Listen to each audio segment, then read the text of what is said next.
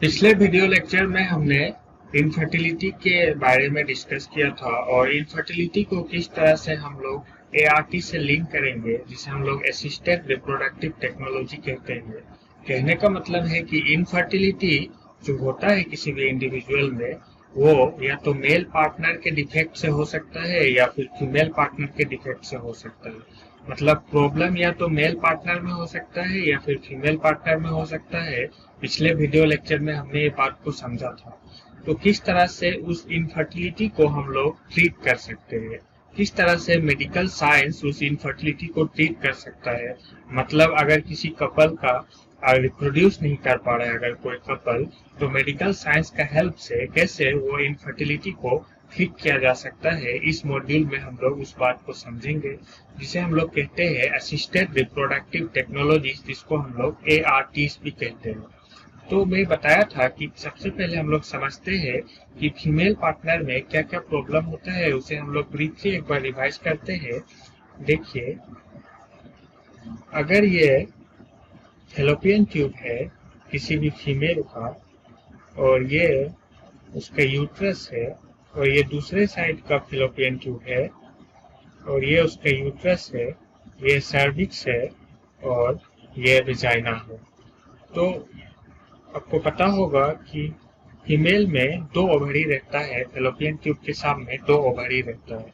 तो इसे मैं रेड कलर से ये ओवरी को डिनोट करता हूँ, और ये फैलोपियन ट्यूब है, ये यूट्रस है, ये सर्विक्स है, और ये विजाइना है। तो मैं बताया था या तो फीमेल में ब्लॉकेज हो सकता है, मतलब कि फैलोपियन ट्यूब में किसी भी कारण से ब्लॉकेज हो सकता है, चाहे वो ब्लॉकेज कॉन्जेनाइटल ब्लॉकेज हो, या फिर किसी इन्फेक्शन के कारण हो, या फिर कोई मेडिकल प्रोसीजर करने के कारण वो ब्लॉकेज हुआ हो। तो आपको पता होगा कि जब भी फैलोपियन ट्यूब में ब्लॉकेज हो जाएगा, तो इस ओवरी से जो भी ओवम निकलेगा, जिसे मैं ब्लू कलर से बनाता हूँ, ओवम निकलेगा, वो ओवम फैलोपियन ट्यूब में तो जाएगा, लेकिन फैलोपियन ट्यूब को वो क्रॉस नहीं कर पाएगा, वो ओवम फैलोपियन ट्यूब में ही रहेगा। और जो कि आपको पता होगा कि जो भी स्पर्म वेजाइना से अंदर जाके ओवम को फर्टिलाइज करने के लिए जो जाएगा, वो ओवम तक पहुंच ही नहीं पाएगा, वो स्पर्म ओवम तक पहुंच ही नहीं पाएगा, क्योंकि फैलोपियन ट्यूब में ब्लॉकेज है। तो इस तरह से कभी भी ओवम का फर्टिलाइजेशन नहीं होगा, और कभी भी वो वुमेन प्रेग्नेंट नहीं होगी। तो इस तरह का इनफर्टिलिटी को, जिसका फैलोपियन ट्यूब में ब्लॉकेज है, उसको ट्रीट करने के लिए हम लोग क्या कर सकते हैं। तो देखिए, उसको ट्रीट करने के लिए हम लोग जो ये फर्टिलाइजेशन का जो प्रोसेस हो रहा है फैलोपियन ट्यूब में, उस प्रोसेस को हम लोग बाहर टेस्ट ट्यूब में कर सकते हैं। कैसे इस प्रोसेस को हम लोग बाहर टेस्ट ट्यूब में कर सकते हैं? देखिए, यहाँ पे मैं एक टेस्ट ट्यूब बनाता हूँ। ये एक टेस्ट ट्यूब है, ये एक टेस्ट ट्यूब है, और इस टेस्ट ट्यूब में हम लोग क्या करेंगे, इस टेस्ट ट्यूब में हम लोग ओवम को डाल देंगे। ओवम को निकाल के, ओवम को ओवरी के सरफेस से निकाल के, इसके लिए ऑपरेशन करना पड़ेगा, या फिर वेजाइना के अंदर कोई स्कोप घुसा के ओवम को निकालना पड़ेगा, या फिर एब्डोमेन में इंसिशन लगा के, पेट को काट के ओवरी के सरफेस से ओवम को उठा के, क्योंकि ओवम बहुत ही छोटा होता है, तो इसके लिए बहुत ही सोफिस्टिकेटेड इंस्ट्रूमेंट चाहिए उस ओवम को उठाने के लिए ओवरी के सरफेस से। तो वो मेडिकल साइंस में अवेलेबल है उस तरह का इंस्ट्रूमेंट। तो उससे ओवम को उठा के लेके हम लोग एक टेस्ट ट्यूब में डाल देंगे, और क्या करेंगे, जो भी हस्बैंड का जो स्पर्म होगा, उस हस्बैंड का स्पर्म को हम लोग टेस्ट ट्यूब में डाल देंगे। तो इससे क्या होगा, जो स्पर्म का भी मोटिलिटी है, तो स्पर्म मूव करते रहेगा टेस्ट ट्यूब में, और जैसे ही ये ओवम को टच करेगा, तो इसका फर्टिलाइजेशन का जो भी प्रोसेस है वो शुरू हो जाएगा, और इस ओवम का फर्टिलाइजेशन हो जाएगा।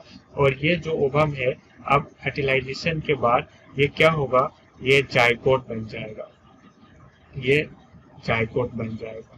तो जो कि ये प्रोसेस टेस्ट ट्यूब में हो रहा है, इसीलिए इस जाइगोट से जो भी बेबी बनेगा, उसे हम लोग कहेंगे ये टेस्ट ट्यूब बेबी है।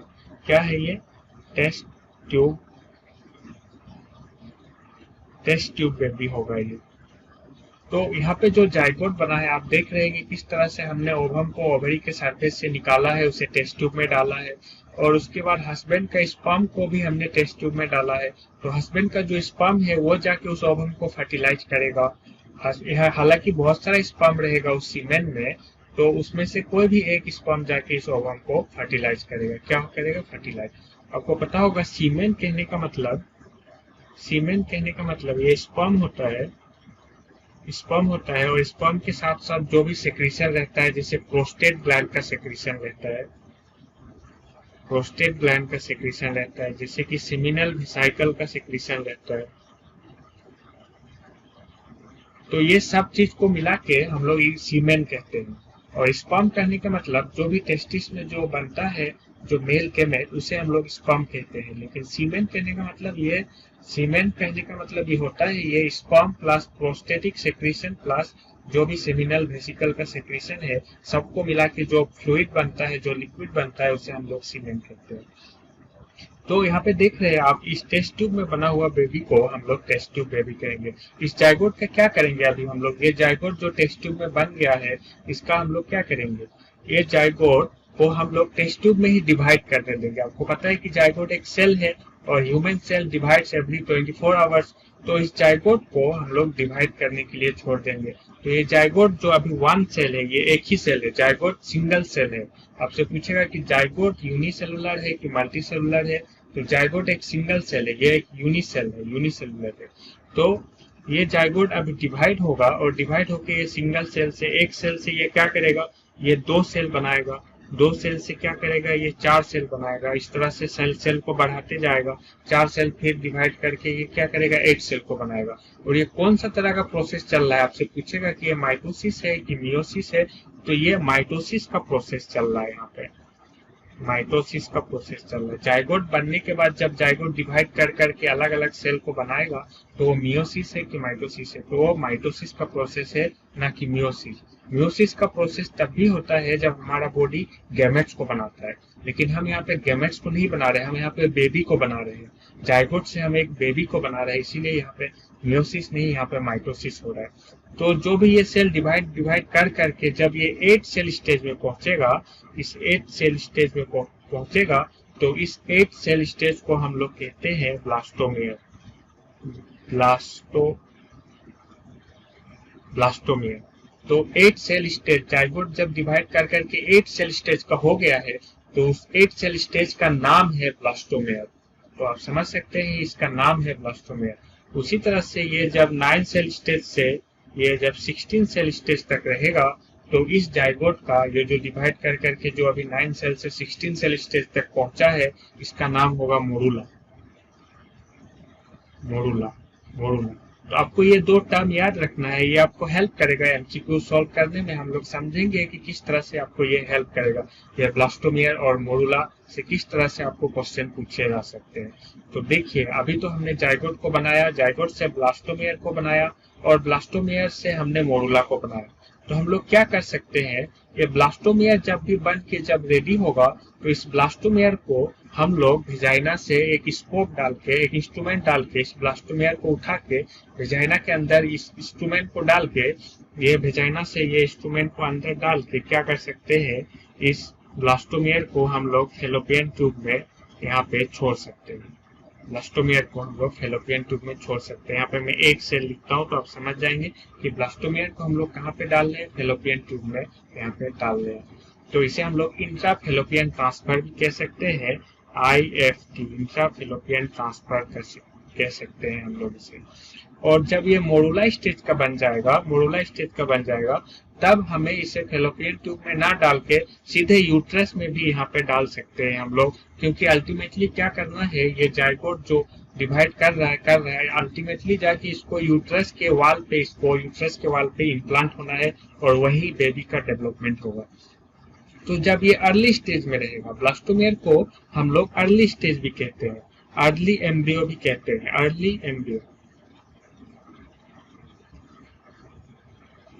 अर्ली एम्ब्रियोनिक स्टेज भी कहते हैं हम लोग इसे, क्योंकि ये 2 सेल से 8 सेल बना, और जब 9 सेल से 16 सेल तक रहता है, तो हम लोग इसे लेट एम्ब्रियोनिक स्टेज कहेंगे। मोरूला को हम लोग लेट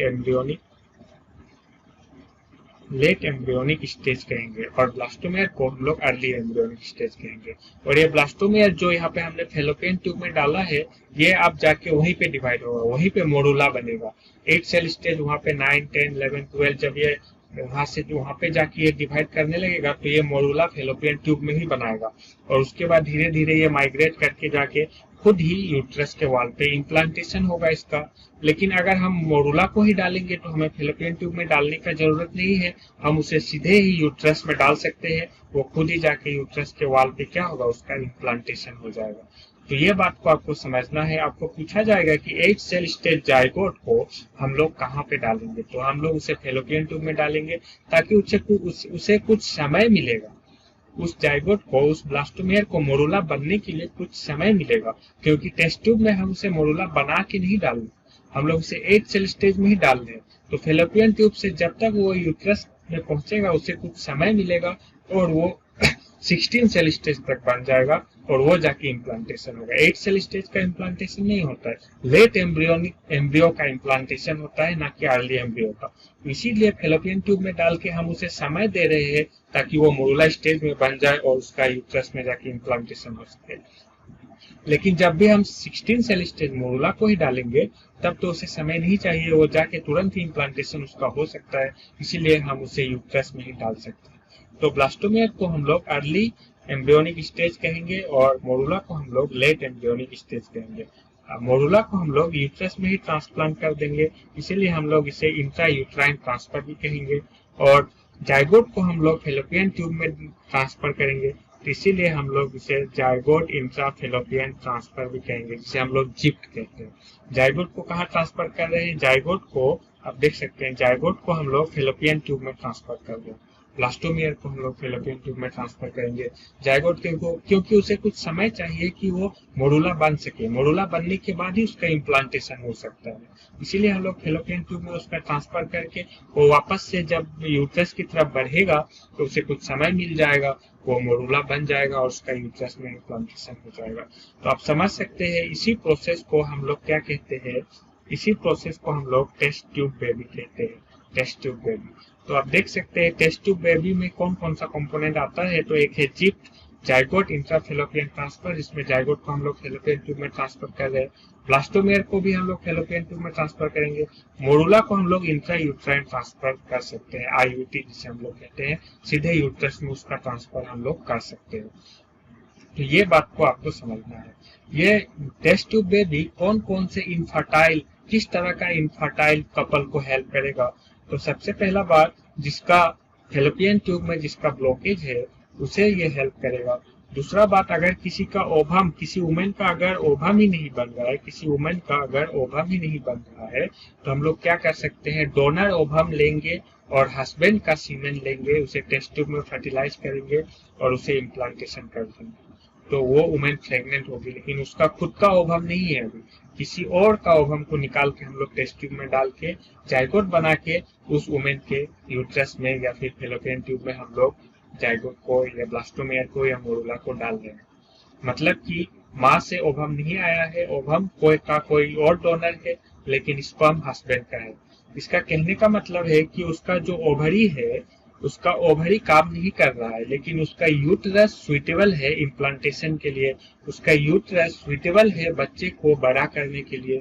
तो आपको समझना होगा कि टेस्ट ट्यूब में भी अगर आपसे पूछा जाएगा किस किस तरह का इनफर्टाइल वुमेन को हेल्प करेगा, तो आपको बताना होगा कि अगर किसी का ओवम रिलीज नहीं हो रहा है, लेकिन उसका जो यूट्रस है वो सुइटेबल है इम्प्लांटेशन के लिए, सुइटेबल है डेवलपमेंट ऑफ द बेबी के लिए, तो उस तरह का इनफर्टाइल वुमेन को ये टेस्ट ट्यूब बेबी हेल्प करेंगे। दूसरा जो बात है, अगर किसी का हस्बैंड इम्पोर्टेंट है या फिर उसके हस्बैंड का अगर स्पर्म नहीं है, तो भी ये टेस्ट ट्यूब बेबी हेल्प करेगा। किसी डोनर का स्पर्म लेके उस वुमेन का ओवम को फर्टिलाइजेशन करके वो वुमेन प्रेग्नेंट हो सकती है। तो इस तरह का वुमेन को, इस तरह का मेन को ये टेस्ट ट्यूब बेबी या फिर जाइगोट इंट्राफेलोपियन ट्रांसफर या फिर आईयूटी हेल्प करने वाला है। तो अभी हमने ये सब कॉन्सेप्ट को समझा, JIFT, IUT, test tube baby किसे कहते हैं, ब्लास्टोमेयर किसे कहते हैं, मोरुला किसे कहते हैं, सीमेन का क्या क्या कंपोनेंट होता है, स्पर्म, प्रोस्टेटिक सेक्रेशन और सेमिनल वेसिकल। तो ये सब चीज आप यहाँ पर समझे हैं।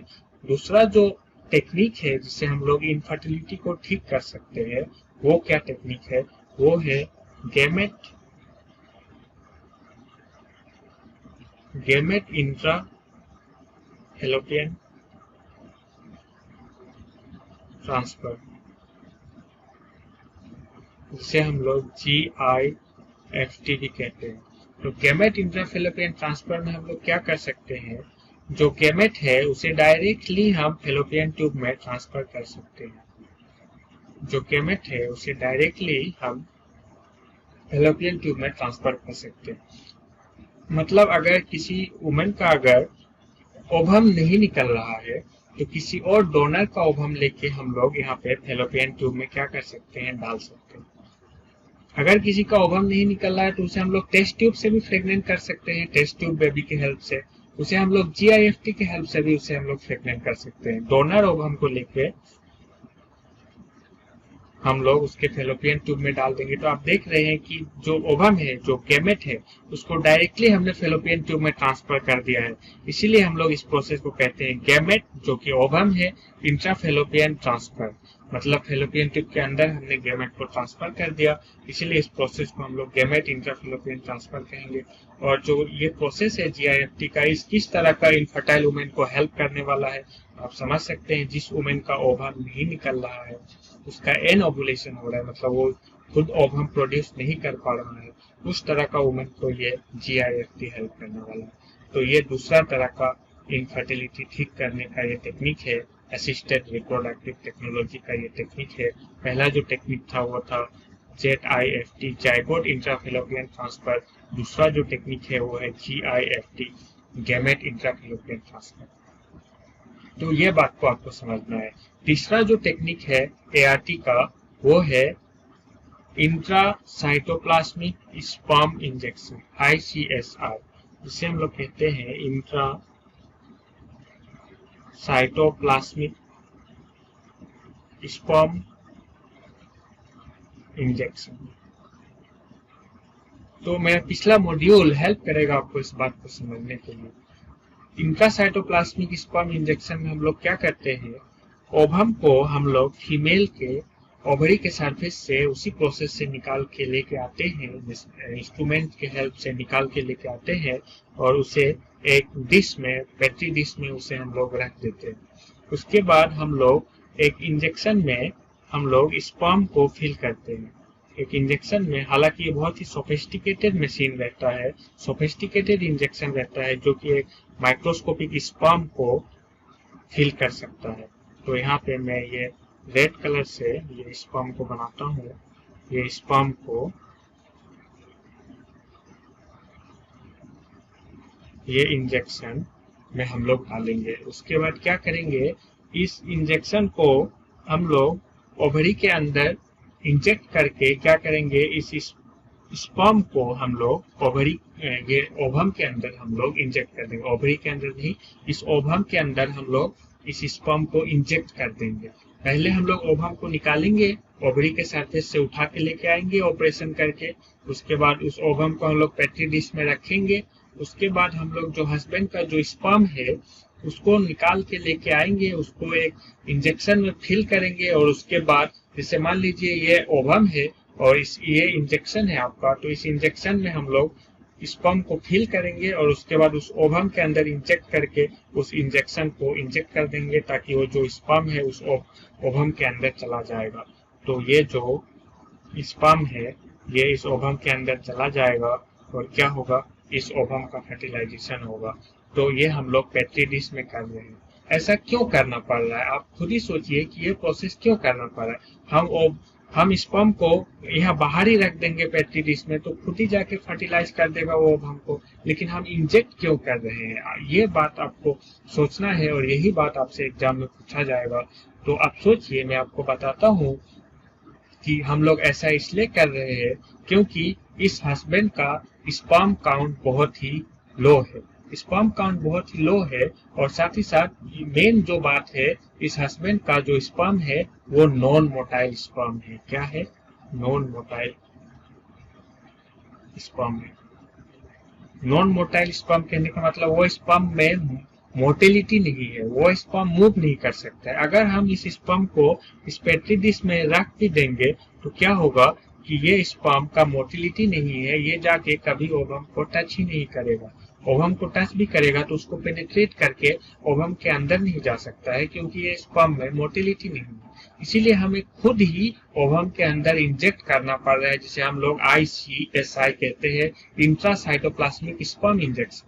तो आपसे पूछा जाएगा कि इंट्रासाइटोप्लाज्मिक स्पर्म इंजेक्शन किस तरह का इंडिविजुअल को हेल्प करेगा, तो आप बताएंगे कि उस तरह का इंडिविजुअल को हेल्प करेगा जिसका स्पर्म का मोटिलिटी बहुत कम है। ये आपको ट्रू फॉल्स स्टेटमेंट में भी हेल्प करेगा, एमसीक्यू में बहुत तरह का एमसीक्यू सॉल्व करने में भी आपको ये कॉन्सेप्ट हेल्प करेगा। तो इंट्रासाइटोप्लाज्मिक स्पर्म इंजेक्शन का कॉन्सेप्ट यही है कि नॉन मोटाइल स्पर्म को हम लोग रखेंगे टेस्ट ट्यूब में, तो वो जब खुद ही जाके उस ओवम को फर्टिलाइज नहीं कर पाएगा, लेकिन अगर हम खुद ही इंजेक्ट कर देते हैं ओवम के अंदर उस स्पर्म को, तो क्या करेगा, उस ओवम का फर्टिलाइजेशन हो जाएगा, वो जाइगोट बन जाएगा। तो इस प्रोसेस को हम लोग इंट्रासाइटोप्लाज्मिक स्पर्म इंजेक्शन करते हैं। अगला जो प्रोसेस है असिस्टेड रिप्रोडक्टिव टेक्नोलॉजी का, उसे हम लोग आर्टिफिशियल इंसेमिनेशन। आर्टिफिशियल इंसेमिनेशन में हम लोग क्या करेंगे, आर्टिफिशियल इंसेमिनेशन में ये मैं स्कीमेटिक डायग्राम बना रहा हूँ यहाँ पे। आर्टिफिशियल इंसेमिनेशन में हम लोग हस्बैंड का स्पर्म को निकालकर एक इंजेक्शन में भरेंगे,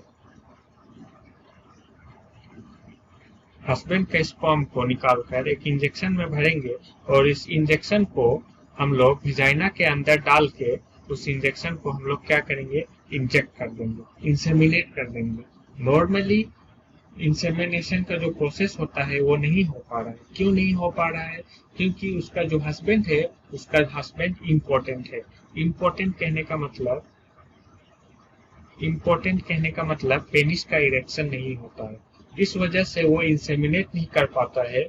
तो इससे हम लोग ऑगमेंट कर रहे हैं, आर्टिफिशियली कर रहे हैं। स्पर्म को निकाल कर सीधे टेस्टिस से भी स्पर्म को निकाला जा सकता है, आजकल वो भी टेक्निक आया हुआ है। भास डिफरेंस से स्पर्म को निकाला जा सकता है। तो बहुत तरह का टेक्निक है जिससे मेल के स्क्रोटम में ऑपरेट करके, हल्का सा ऑपरेट करके, या फिर निडल इंसर्ट करके सीधे टेस्टिस से, भास डिफरेंस से, एपिडिडाइमिस से स्पर्म को निकाला जा सकता है। तो स्पर्म को निकाल के इंजेक्शन में भर के हम लोग वेजाइना के अंदर इंजेक्ट कर देंगे। आर्टिफिशियली कर रहे हैं, इसीलिए इस प्रोसेस का नाम है आर्टिफिशियल इंसेमिनेशन, क्योंकि इंसेमिनेशन हम लोग आर्टिफिशियली कर रहे हैं। तो आर्टिफिशियल इंसेमिनेशन किस तरह का इनफर्टाइल इंडिविजुअल को हेल्प कर रहा है, अगर आपसे पूछा जाएगा तो ये इम्पोर्टेंट इंडिविजुअल को ये हेल्प कर रहा है, जिसका पेनिस का इरेक्शन नहीं होता है, उस तरह का इंडिविजुअल को ये आर्टिफिशियल इंसेमिनेशन हेल्प कर रहा है।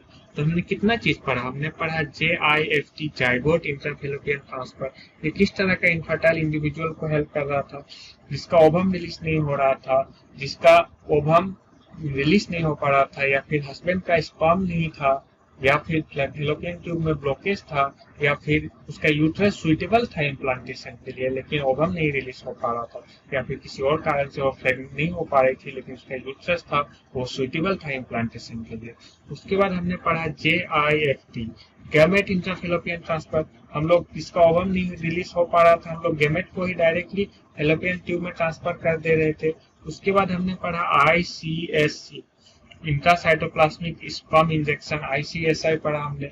स्पर्म का मोटिलिटी नहीं था, इसलिए हम लोग खुद ही इंजेक्ट कर दे रहे थे ओवम के अंदर ताकि वो ओवम का फर्टिलाइजेशन हो। उसके बाद हमने पढ़ा आर्टिफिशियल इंसेमिनेशन, जो कि इम्पोर्टेंट मेल में अगर पेनिस का इरेक्शन नहीं हो रहा है तो हम लोग आर्टिफिशियली इंसेमिनेट कर सकते हैं और प्रेगनेंसी को करवा सकते हैं।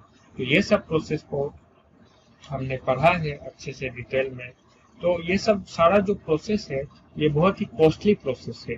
इसे करवाने के लिए बहुत ही पैसा, आपको टेस्ट ट्यूब बेबी करवाने के लिए 3 से 5 लाख रुपए खर्चा होता है और उसका भी ये कॉस्टली है बहुत ही। आर्टिफिशियल इंसेमिनेशन का जो प्रोसेस है वो बहुत ही कॉस्टली है और बहुत ही एकदम हाई फाई सेंटर इसको बोलते हैं। बहुत ही बड़ा बड़ा सेंटर में ये होता है, कुछ स्टेट में तो ये अवेलेबल ही नहीं है। कोलकाता में ये बहुत ही ज्यादा होता है, वेस्ट बंगाल का कोलकाता जो है बहुत ज्यादा होता है। बड़े बड़े शहरों में, मुंबई में, दिल्ली में ये सब प्रोसेस होता है और इसके लिए जो डॉक्टर रहते हैं वो भी ये प्रोसेस करवाने के लिए स्पेशलाइज रहते हैं, इसीलिए वो इस तरह का प्रोसेस को बहुत ही सोफिस्टिकेटेड मशीन, लेबोरेटरी यूज करके इसे करवाते हैं। और इसका जो चांस है, सक्सेस का जो चांस है वो बहुत ही कम है। सक्सेस का चांस मतलब कि आप 3 से 4 लाख रुपया देके आप टेस्ट ट्यूब बेबी करवा रहे हैं और उसका जो सक्सेस रेट है वो भी बहुत ही कम है, 20-30% सक्सेस रेट है। बहुत बार ये नहीं भी होगा, आपका पैसा ऐसे ही चला जाएगा। इसीलिए लोग डरते हैं करवाने के लिए, बहुत पैसा भी लग रहा है, सक्सेस रेट भी कम है इसका। तीसरा जो बात है कि अगर किसी और का डोनर अगर ओवम यूज करना पड़ रहा है, डोनर अगर सीमेन यूज करना पड़ रहा है, तो इसलिए बहुत ही तरह का सोशल टेबू आता है कपल्स के बीच में। उनको लगता है कि ये किसी और का स्पर्म है, मतलब ये किसी और का बच्चा है, किसी और का बच्चा को हम लोग क्यों जन्म देंगे, क्यों बनाएंगे। इस तरह का बहुत ही सोशल स्टिग्मा जिसको कहते हैं, सोशल स्टिग्मा, ये भी हैम्पर करता है इस तरह का प्रोसेस को करवाने के लिए इंडिया में। तो वो आपको याद रखना है, ये बहुत ही कॉस्टली है, सक्सेस रेट बहुत कम है, सोशल स्टिग्मा के साथ ये जो टेक्निक है एसोसिएटेड है। जीप कट जो टेक्निक है, JIFT, GIFT, ICSI और AI, ये सब बात को आपको समझना है, देखना है। और यही सब क्वेश्चन जो है आपको पूछे जाएंगे। कौन सा टेक्निक किस तरह के इनफर्टाइल इंडिविजुअल में करवा सकते हैं लोग, ब्लास्टोमियर को कहाँ पे डालेंगे फैलोपियन ट्यूब में, मोडुला को या फिर 16 सेल स्टेज को कहाँ पे डालेंगे।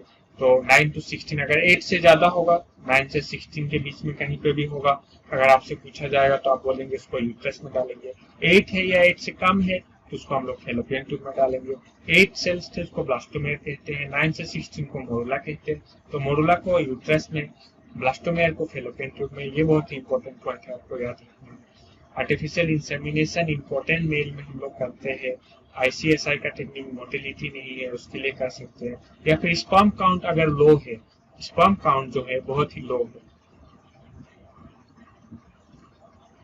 अगर स्पर्म काउंट बहुत ही लो है तो क्या होगा, बहुत ही कम स्पर्म रहेगा, तो उस प्रोसेस में क्या होगा, ये जाकर ओवम को फर्टिलाइज नहीं कर पाएगा।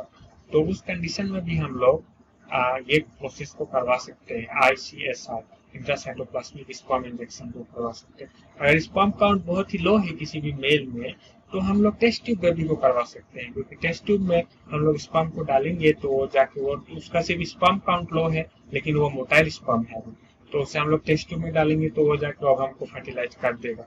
हमें पता चलेगा कि ओवम का फर्टिलाइजेशन हो गया है, जाइगोट बन गया है। लेकिन वो खुद ही जब इंसेमिनेट कर रहा है इंटरकोर्स करके, तो वो जो स्पर्म काउंट लो है, सारा स्पर्म सर्विक्स में खत्म हो जा रहा है, वेजाइना में खत्म हो जा रहा है, तो वो प्रेग्नेंट ही नहीं हो रही है वुमेन। तो इसीलिए हम लोग टेस्ट ट्यूब बेबी करवा के उस तरह का वुमेन को हम लोग प्रेग्नेंट कर सकते हैं। तो ये सब बात को आपको ध्यान देना है।